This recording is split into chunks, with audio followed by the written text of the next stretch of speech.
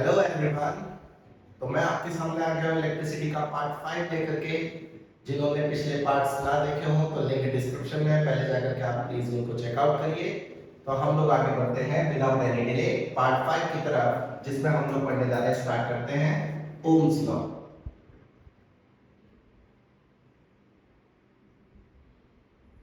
Okay, तो Ohm's law क्या कहता है? बेसिकली ओम्स लॉ ये कहता है कि अगर हमारे पास में कोई भी कंडक्टर है और उसके अक्रॉस हमने कोई पोटेंशियल ड्रॉप लगा रखा है P, तो उसके थ्रू जो करंट फ्लो कर रही है I, तो पोटेंशियल डिफरेंस जितना ज्यादा होगा उतना ही ज्यादा क्या होगी? करंट होगी, प्रोवाइडेड दैट कि आप मटेरियल चेंज नहीं कर रहे हैं और उसके करस्पॉन्डिंगली टेंपरेचर भी आपने क्या रखा है?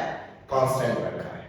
क्लियर है? तो क्या बोला गया? किसी गिवन टेम्परेचर पर किसी पर्टिकुलर मटेरियल का अगर हम पोटेंशियल डिफरेंस इंक्रीज करेंगे तो उसके करस्पॉन्डिंगली करंट भी उतना ही क्या करेगी?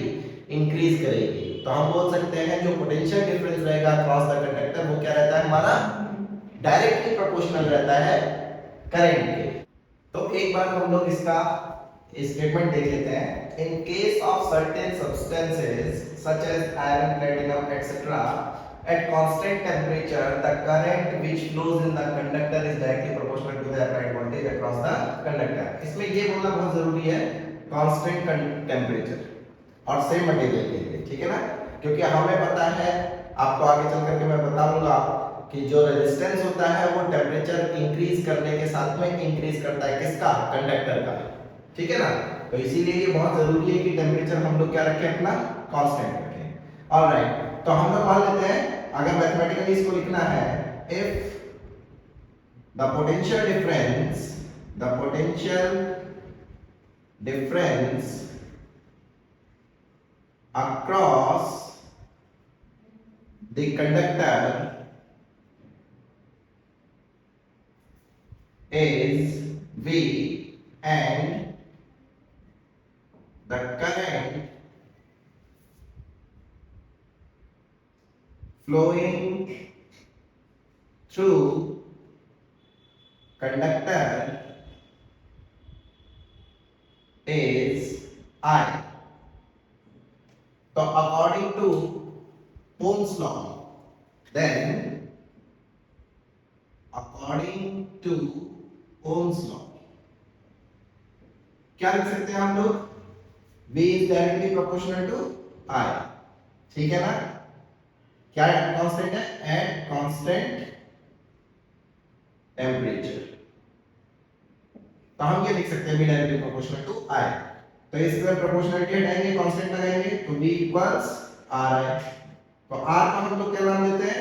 R is the resistance of the conductor. यहां पर प्रोपोर्शनलिटी कांस्टेंट क्या है? Here R is known as, के भाई ये मतलब known as resistance of given conductor, ठीक है? तो जो हमारा मैथमेटिकल स्टेटमेंट आएगा ओम्स लॉ का, वो क्या कहता है? V इक्वल्स IR या RI, जो भी आप बोलना चाहे बोल सकते हैं।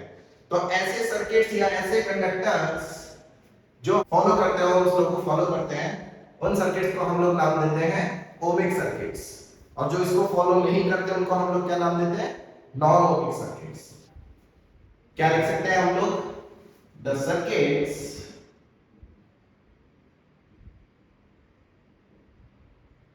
are substances which follow Ohm's law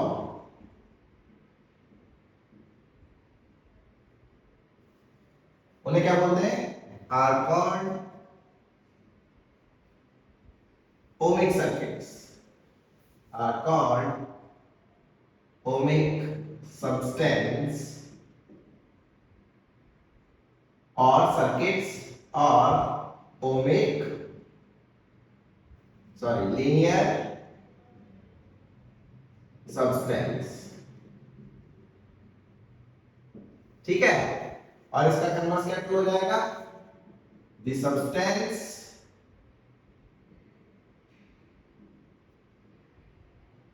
or circuits which doesn't follow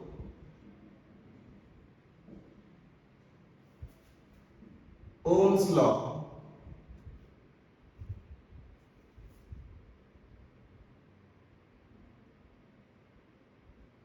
are called what?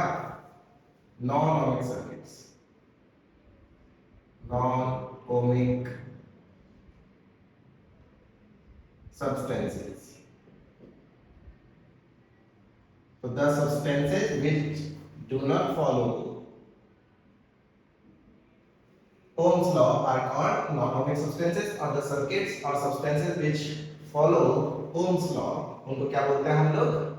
Linear और ओमिक। लीनियर वर्ड क्यों यूज में लिया गया है? क्योंकि अगर आप इसका कर्व ड्रॉ करेंगे, ग्राफ ड्रॉ करेंगे, ग्राफ अगर हम लोग देखें, ग्राफ किसका? V वर्सेस I, तो हमारे पास में रिलेशन क्या है? V equals I। तो अगर इसको हम y एक्सिस पर प्लॉट करें और इसको हम I को हम लोग x एक्सिस पर प्लॉट करें, तो हमारे पास में सिचुएशन क्या मिलेगी? ये रिजेम्बलेंस दिखाता हुआ दिखाई देगा y इक्वल्स mx। तो ये नेचर क्या है हमारा? This is a straight line passing through origin.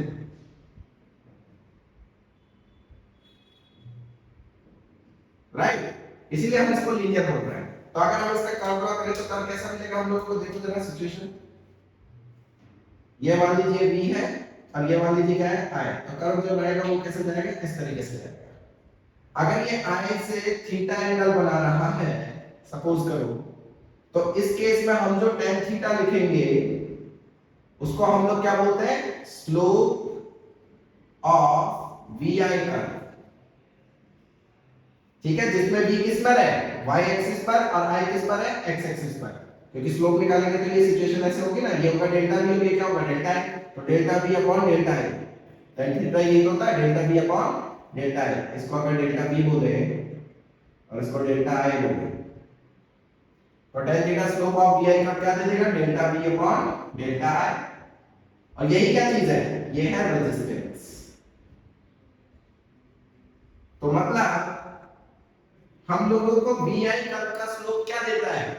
एक रेजिस्टेंस देता है किसी भी कंडक्टर का। राइट, तो ये हमारे न्यूमेरिकल पॉइंट ऑफ व्यू से बहुत इंपॉर्टेंट चीज है कि हमसे पूछ सकता है vi कर्व देख करके कि उसका स्लोप हम लोगों को क्या देता है। तो हमें पता होना चाहिए उसका स्लोप क्या देता है? रेजिस्टेंस देता है। क्लियर है क्या?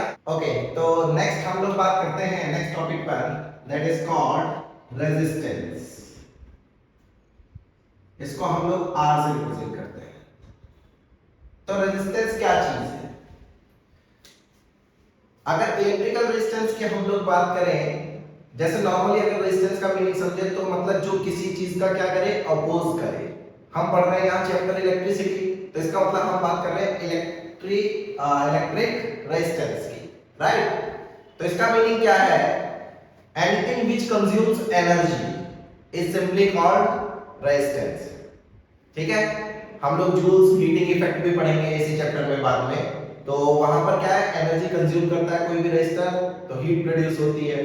ठीक है ना? तो इसीलिए हम लोग बोल सकते हैं कोई भी ऐसी चीज जो एनर्जी को कंज्यूम कर रही है इलेक्ट्रिकल सर्किट में, उसको हम लोग क्या नाम दे सकते हैं? रेजिस्टेंस नाम दे सकते हैं। बट अगर हम उसको और वेल ऑर्गेनाइज्ड वे में बोले तो बेसिकली रेजिस्टेंस का मतलब है किसी भी चीज का अपोज करना। राइट, तो इसका मतलब हम लोग क्या बोल सकते हैं? हम लोग ये बोल सकते हैं कि जो इलेक्ट्रॉन का फ्लो हो रहा है किसी भी कंडक्टर के थ्रू, उसकी वजह से जो कन्वेंशनल करंट हमारी आ रही है, जो भी इलेक्ट्रिक करंट हमारी आ रही है, उसको रेजिस्ट करने की जो प्रॉपर्टी है किसी भी मटेरियल की, उसको क्या नाम दिया जा सकता है? रेजिस्टेंस नाम दिया जा सकता है। क्लियर है क्या? मैं क्या बोल रहा हूं फिर से कि ये किसी भी पर्टिकुलर मटेरियल की एक ऐसी प्रॉपर्टी है जो कि फ्लो ऑफ इलेक्ट्रॉन को अपोज करता है, या फिर करंट का क्या करता है? अपोज करता है। उसको हम लोग क्या बोलते हैं? रेजिस्टेंस बोलते हैं। ठीक है, तो इसको हम लोग इस तरीके से भी स्टेट कर सकते हैं कि the property of a conductor by virtue of which it opposes the flow of electric current through it is called its resistance। अब लॉजिकली सोच करके देखो, अगर ये अपोज कर रहा है तो इसका मतलब एनर्जी के कुछ लॉसेस होंगे, तो एनर्जी को इसने क्या किया, कंज्यूम किया। तो हम लोग ऐसे भी स्टेट कर सकते हैं नेक्स्ट पॉइंट में, अगर हम लोग लिखना चाहें और करके, एनीथिंग इन इलेक्ट्रिकल सर्किट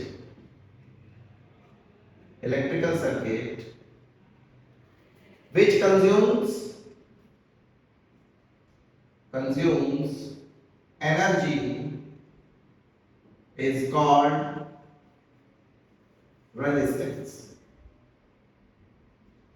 अगर आपको सिंपल वे में किसी को बताना है तो आप ये भी बता सकते हैं, कोई इशू वाली बात नहीं, बट अगर आप ये लिखेंगे तो ज्यादा बेटर होगा। ठीक है, ऑलराइट। तो ये हो गया रेजिस्टेंस के बारे में। अच्छा, रेजिस्टेंस की बात करते हैं, यूनिट क्या होगी, इसको पॉइंट नंबर 1 बोल देते हैं हम लोग। पॉइंट नंबर 2 यूनिट, ऐसा यूनिट।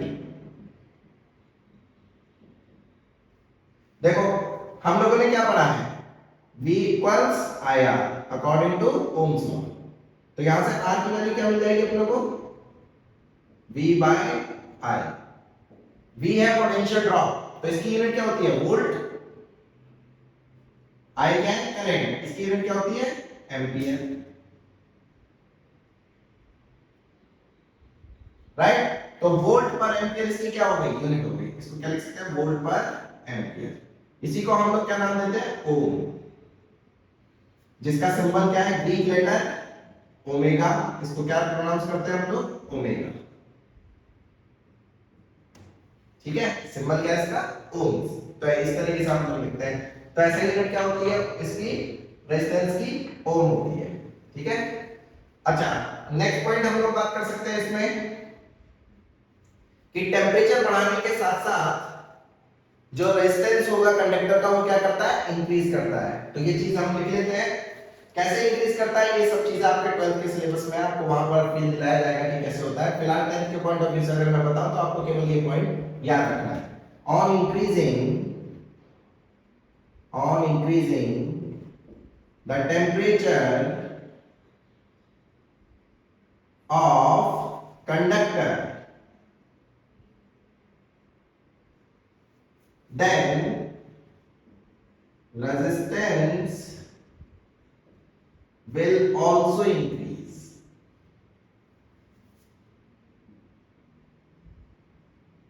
and vice versa। इसका उल्टा भी ट्रू है।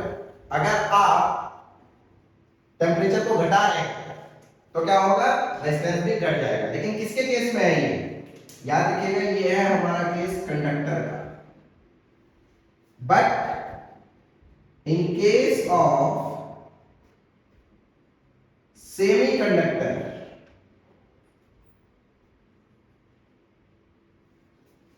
on increasing the temperature,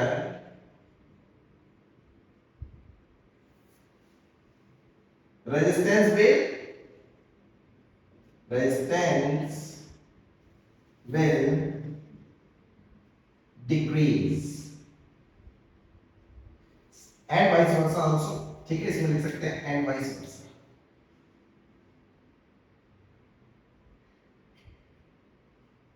मतलब कि अगर हम लोग सेमीकंडक्टर का टेम्परेचर बढ़ाएंगे, ये सेमीकंडक्टर है, ठीक है, और ये क्या था, कंडक्टर है, तो रेजिस्टेंस क्या होता है उसका, डिक्रीज करता है। ठीक है, उल्टा भी ट्रू है कि अगर इसका टेम्परेचर हम लोग घटाएंगे तो इसका ये जो रेजिस्टेंस होगा वो क्या होगा, बढ़ेगा। कंडक्टर का जस्ट उल्टा होता है। तो आपको कुछ बुक्स में हो सकता है ये भी लिखा हुआ मिल जाए कि टेम्परेचर बढ़ाने पर सेमीकंडक्टर्स जो हैं वो नेगेटिव टेम्परेचर ग्रेडियंट शो करते हैं, और जो हमारे कंडक्टर्स होते हैं वो कैसे ग्रेडियंट शो करते हैं, पॉजिटिव टेम्परेचर ग्रेडियंट शो करते हैं। ये लैंग्वेज अगर आपको लिखी हुई मिले तो इसका मीनिंग केवल इतना ही है कि अगर हम कंडक्टर की बात करें, टेम्परेचर हम बढ़ा रहे हैं तो बेसिकली क्या होगा, उसका रेजिस्टेंस बढ़ जाएगा। और अगर हम लोग सेमीकंडक्टर की बात करें, टेम्परेचर बढ़ाने पर उसका रेजिस्टेंस घट जाएगा। ठीक है, यहाँ पर सेमीकंडक्टर वर्ड आया, तो सेमीकंडक्टर के लिए एक आप रफ आइडिया ले सकते हैं क्या, जिनकी कंडक्टिविटी मतलब इंसुलेटर्स और कंडक्टर्स के बीच में लाई करती है, उनको हम क्या बोलते हैं, सेमीकंडक्टर्स बोलते हैं। ठीक है, तो इसमें नेक्स्ट पॉइंट हम लोग नंबर 4 लिख सकते हैं, resistance is a scalar quantity, इसकी कोई डायरेक्शन नहीं होती, ठीक है, ये कैसी क्वांटिटी है, स्केलर क्वांटिटी है। नंबर 5 क्या लिख सकते हैं, reciprocal of resistance is called, क्या बोलते हैं इसे हम, कंडक्टेंस। इसे हम जी से भी रिप्रेजेंट करते हैं, ठीक है। तो रेसिप्रोकल ऑफ रेजिस्टेंस क्या होता है, कंडक्टेंस होता है। तो इसका मतलब हमने क्या रिलेशन निकाल लिया, कंडक्टेंस G इक्वल्स क्या लिख सकते हैं, 1 बाय रेजिस्टेंस,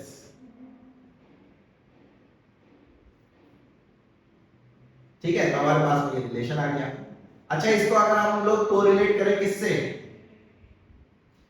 हम लोग कोरिलेट करें इसको VI कर्व से, तो सोच करके देखो, अगर VI कर्व में, यहां पर समझते हैं, ये मान लीजिए VI कर्व था, V इस पर, ये थीटा, ठीक है। तो इसका जो स्लोप था वो क्या देता था हमें, रेजिस्टेंस देता था। बट सोचो मैं अगर एक्सिस बदल दूं, एक्सिस बदलने का मीनिंग क्या है कि मैं आई को ले आऊं, करंट को ले आऊं y एक्सिस पर, और v को ले आऊं मैं किस पर, x एक्सिस पर।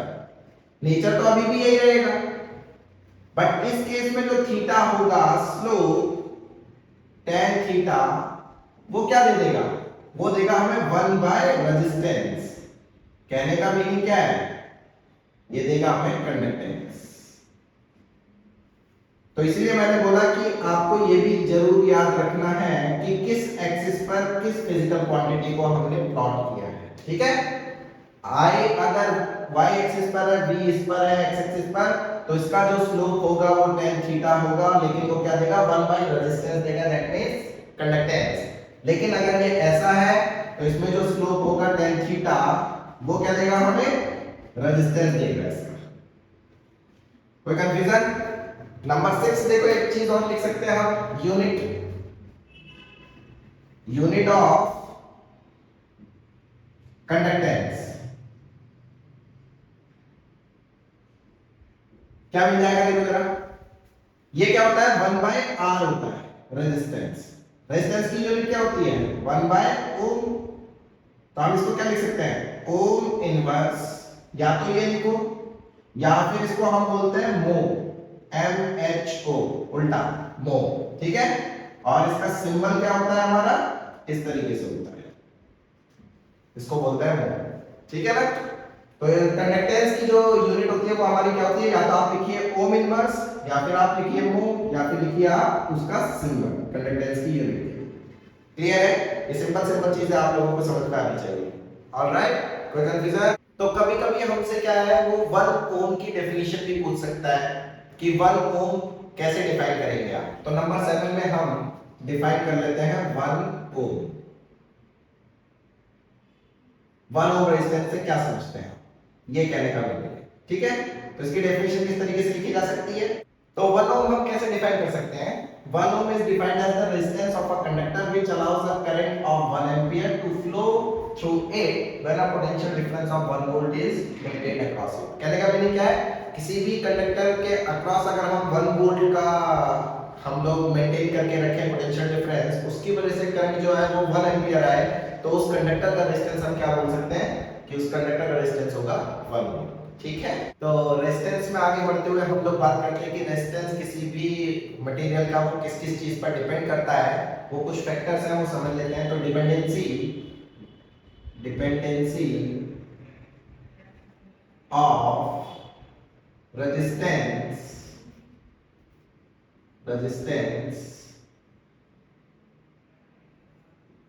ये हम लोग देख लेते हैं किस किस पर डिपेंड करता है, ठीक है। तो इसमें हम लोग फर्स्ट पॉइंट क्या लिख सकते हैं, पहली चीज हमने देखा टेंपरेचर के साथ वेरी करता है, तो फर्स्ट डिपेंड्स ऑन टेम्परेचर, पहली चीज, ठीक है, हमें पता है टेम्परेचर के साथ में वेरी करता है। नंबर 2, डायमेंशंस ऑफ कंडक्टर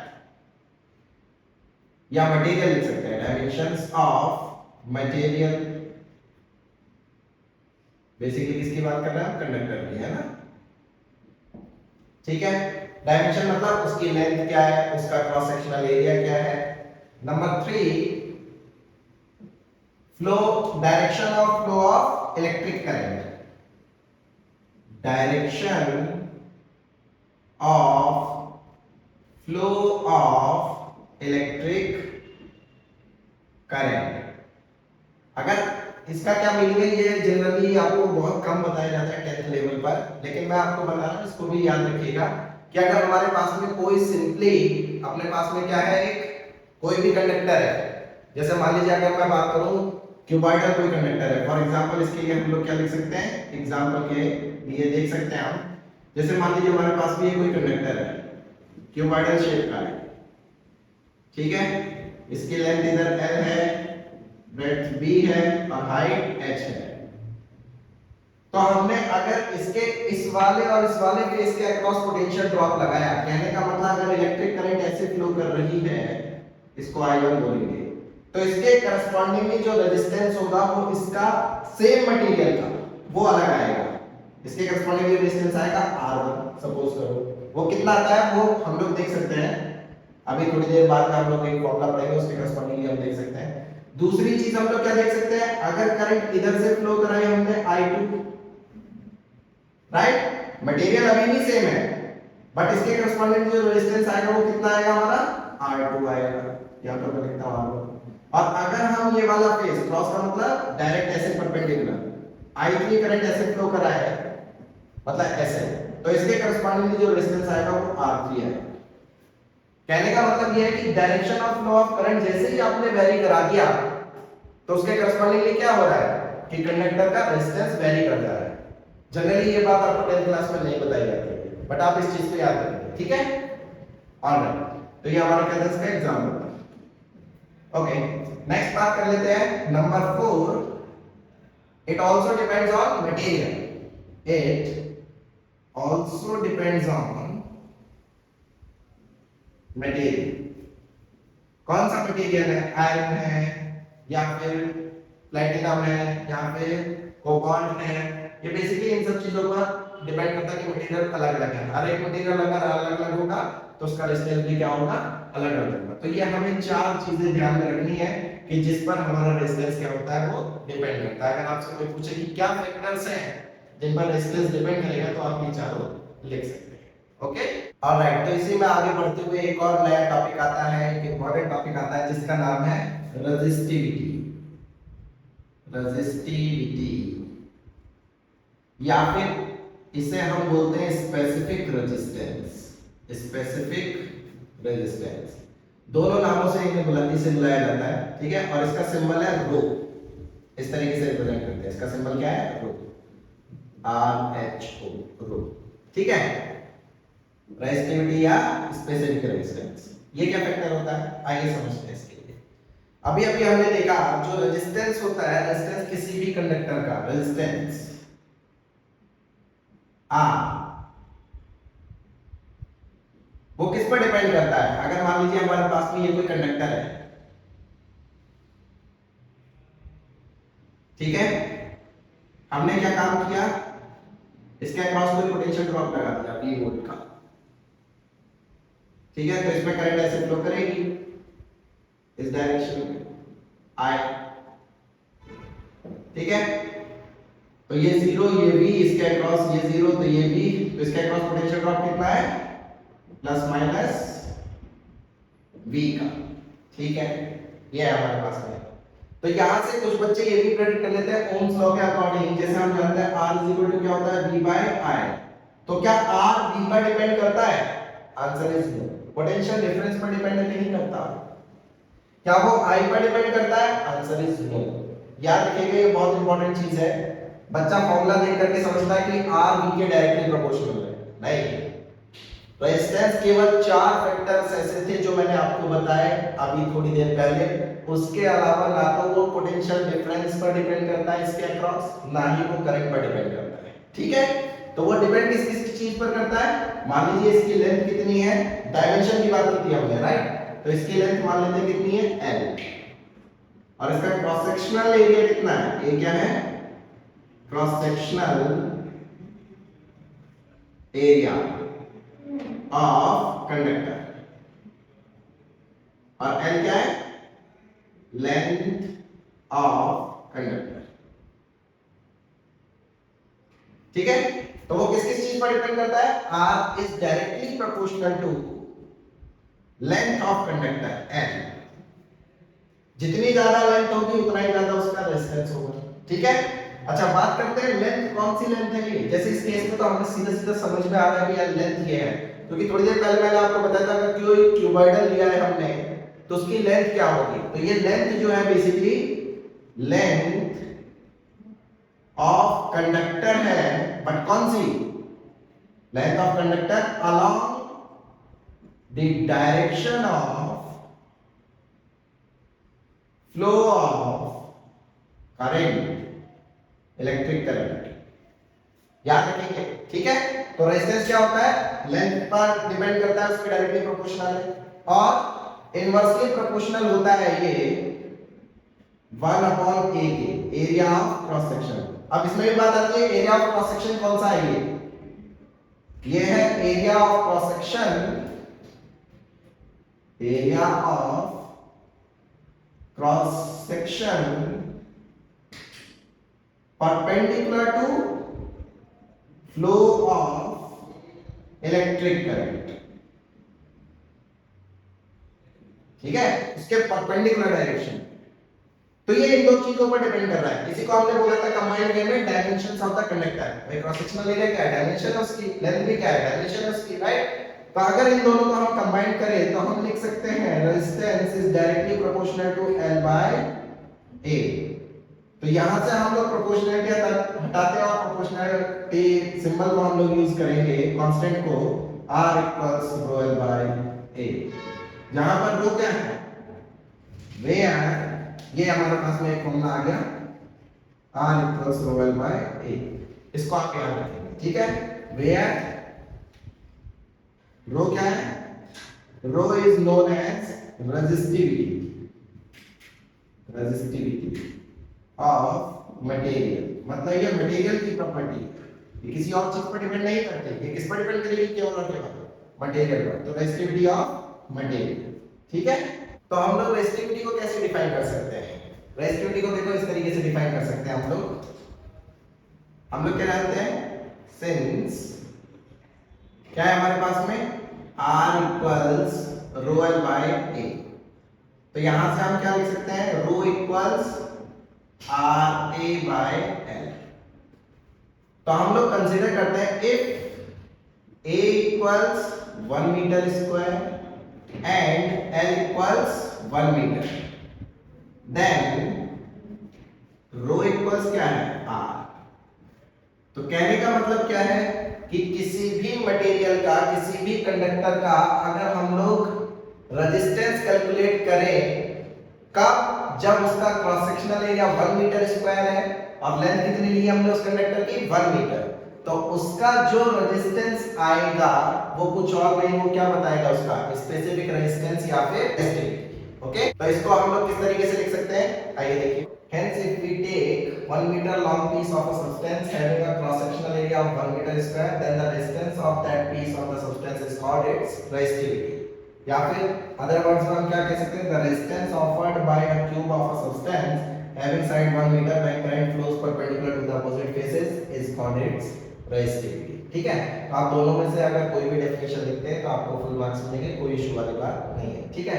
तो आगे बढ़ते हैं हम लोग रेजिस्टिविटी को लेकर के, जैसे हम लोग इसमें अगर यूनिट की बात करें इसकी, तो यूनिट क्या होती है, तो इसमें पॉइंट वाइज लिख लेते हैं कुछ, यूनिट ऑफ रेजिस्टिविटी।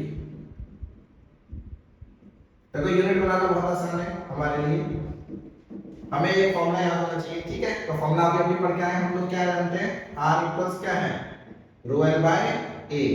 तो यहां से रो की वैल्यू क्या लिख सकते हैं हम लोग, RA बाय L, राइट। तो यूनिट ऑफ रो के लिए हम लोग लिखें यूनिट ऑफ रो, अगर हम लोग बात करें तो क्या लिख सकते हैं, देखो जरा, रेजिस्टेंस की यूनिट क्या होती है, ओम, एरिया की यूनिट क्या होती है, metre square, divided by length की क्या होती है, मीटर, मीटर से मीटर कैंसिल आउट, तो हम लोग क्या लिख सकते हैं, ohm metre, right, this is the unit. और सिंबॉलिकली अगर इसको लिखे हम लोग तो क्या लिख सकते हैं, ओम मीटर, इस तरीके से लिखा जा सकता है, ठीक है। तो रो की यूनिट क्या होती है, रेजिस्टिविटी की यूनिट होती है ओम मीटर, क्लियर है, ये याद रहेगा। नेक्स्ट पॉइंट हम लोग देख सकते हैं किस पर डिपेंड करती है ये, resistivity, resistivity depends on material. जब तक आप मटेरियल चेंज नहीं करेंगे तब तक रेजिस्टिविटी चेंज नहीं हो जाती। एक फैक्टर और है, टेंपरेचर पर भी डिपेंड करती है बेसिकली, ठीक है। तो resistivity depends on material. Okay, next चीज एक और समझ सकते हैं हम इसके लिए, जैसे हमने देखा था रेजिस्टेंस का रेसिप्रोकल क्या था, कंडक्टेंस, तो सिमिलर वे में रेजिस्टिविटी का रेसिप्रोकल क्या दे देगा हमें, कंडक्टिविटी। तो reciprocal of resistivity is called क्या, reciprocal of resistivity is called conductivity, conductivity, जिसे हम लोग क्या किससे रिप्रेजेंट करते हैं, सिग्मा से, रेजिस्टिविटी को रो से रिप्रेजेंट कर देते हैं। तो क्या हम लोग क्या लिख सकते हैं इसकी करस्पॉन्डिंगली, अगर हमें फॉर्मूला बनाना है तो हम लोग क्या लिख सकते हैं, हम लोग लिख सकते हैं रो इक्वल्स 1 बाय सिग्मा, ठीक है। तो अगर सिग्मा की यूनिट हम लोगों को बनानी है तो देखो कैसे बना सकते हैं हम लोग। तो यूनिट ऑफ कंडक्टिविटी की बात करें अगर हम लोग, यूनिट ऑफ कंडक्टिविटी क्या लिख सकते हैं हम लोग, देखो जरा, क्या मिलेगी अपने को, सिग्मा की यूनिट चाहिए। तो सिग्मा क्या होता है हमारे पास में, हम लोग क्या जानते हैं, sigma is equal to 1 by rho, यही जानते हैं। तो रेजिस्टिविटी की कितनी थी, रेजिस्टिविटी की थी ओम मीटर, तो इसको हम क्या लिख सकते हैं, सॉरी हाँ ओम मीटर। तो हमारे पास में क्या मिला, इसकी यूनिट एक तो हम लिख सकते हैं सिग्मा की unit ohm inverse metre inverse, right. Ohm inverse को क्या लिखते थे हम लोग, मो, तो इसको लिखा जा सकता है मो पर मीटर, या फिर ये भी मिल सकती है, ठीक है। सिंबॉलिकली अगर हम देखें तो सिंबॉलिकली क्या लिख सकते हैं, सिंबॉलिकली मो पर मीटर, इस तरीके से लिखा जा सकता है, क्लियर। एक और यूनिट होती है इसकी जिसको हम बोलते हैं सीमेंस पर मीटर, क्योंकि जो कंडक्टेंस है उसकी एक और यूनिट हम लोग डिफाइन करते हैं सीमेंस, ठीक है ना। तो हम लोग इसके लिए क्या लिख सकते हैं, SIEMENS, सीमेंस पर मीटर, ठीक है। ये यूनिट भी होती है जिसको हम अगर सिंबॉलिकली लिखें तो S पर मीटर भी लिख सकते हैं। तो यहां से हम लोग एक और चीज डिफाइन कर सकते हैं, कंडक्टेंस की जो यूनिट है वो हमारी क्या है, मो थी, ठीक है ना। तो हम लोग उसकी यूनिट क्या बोल सकते हैं, हम सीमेंस भी उसकी यूनिट बोल सकते हैं, क्लियर है क्या। तो ये है कंडक्टिविटी की यूनिट्स कुछ, क्लियर। तो आइए अब मैं आपको उस चीज का जस्टिफिकेशन दे देता हूं कि बेसिकली हमने बोला था कि resistance direction of flow of current पर भी डिपेंड करता है। तो एक एग्जांपल कंसीडर करते हैं हम लोग। तो मान लीजिए अपने पास में कोई एक क्यूबॉइडल कंडक्टर है, ठीक है, जिसकी रेजिस्टिविटी कितनी है, मान लेते हैं रो है, रेजिस्टिविटी रो दी है, और इसकी साइड्स मान लेते हैं, ये साइड है A, ये साइड है B, ये साइड है C, क्लियर। तो हमने पहली बार जो पोटेंशियल ड्रॉप लगाया वो उसके इस वाले फेस और इस वाले फेस के अक्रॉस लगाया है ऐसे, तो मतलब करंट कैसे फ्लो करेगी, ऐसे फ्लो करेगी, इसको हम नाम देते हैं I1। दूसरे वाले में इसके और इसके अक्रॉस लगाया पोटेंशियल ड्रॉप, तो मान लीजिए करंट कैसे फ्लो करेगी, ऐसे फ्लो करेगी इस तरीके से, तो इसको बोल देते हैं हम I2। और थर्ड वाला क्या होगा, क्रॉस इस तरीके से, उसको बोल देते हैं I3। तो बोला जाए कि अगर I1 के करस्पॉन्डिंगली जो रेजिस्टेंस है वो क्या है, R1, I2 के करस्पॉन्डिंगली जो रेजिस्टेंस है वो क्या है, R2, और I3 के करस्पॉन्डिंगली जो है वो रेजिस्टेंस क्या है, R3। तो हमारा टास्क है R1, R2, R3 की वैल्यू को फाइंड करना। अब देखो जरा, पहला केस, ये फर्स्ट मान लेते हैं, ये सेकेंड, ये थर्ड। तो फर्स्ट केस की अगर हम लोग बात करें तो फर्स्ट केस में देखो I1 कैसे फ्लो कर रही है, इस तरीके से फ्लो कर रही है, तो फॉर्मूला क्या है हमारे पास में? फॉर्मूला है R equals rho L by A. तो फॉर्मूला इन जनरल में लिख देता हूं नीचे। फॉर्मूला क्या है हमारा? R equals rho L by A. हमेशा हम यही यूज करने वाले हैं, ठीक है। तो पहले केस की अगर हम लोग बात करें तो R1 कितना लिखा जाएगा? देखो जरा, R1 क्या है हमारा? Resistance along this direction, right. तो R1 कितना लगेगा? रेजिस्टिविटी तो रो मटेरियल की प्रॉपर्टी है, वो तो सेम ही रहेगी।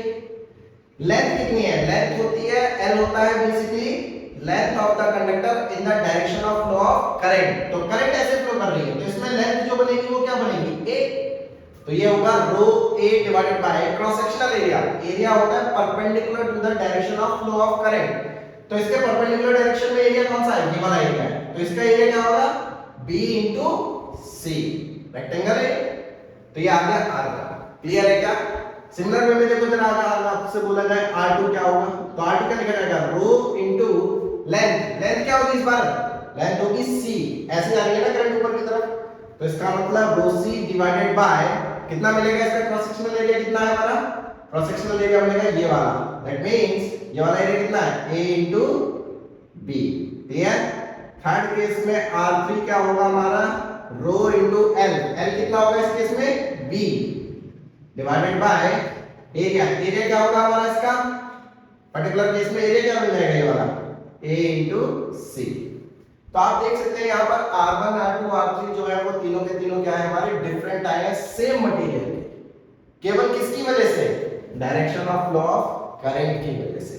आपने वो डायरेक्शन चेंज की जिसकी वजह से क्या हुआ? ये तीनों फैक्टर्स चेंज हो गए। ठीक है, तो फिलहाल इस वीडियो में मैं इतना ही रख रहा हूँ।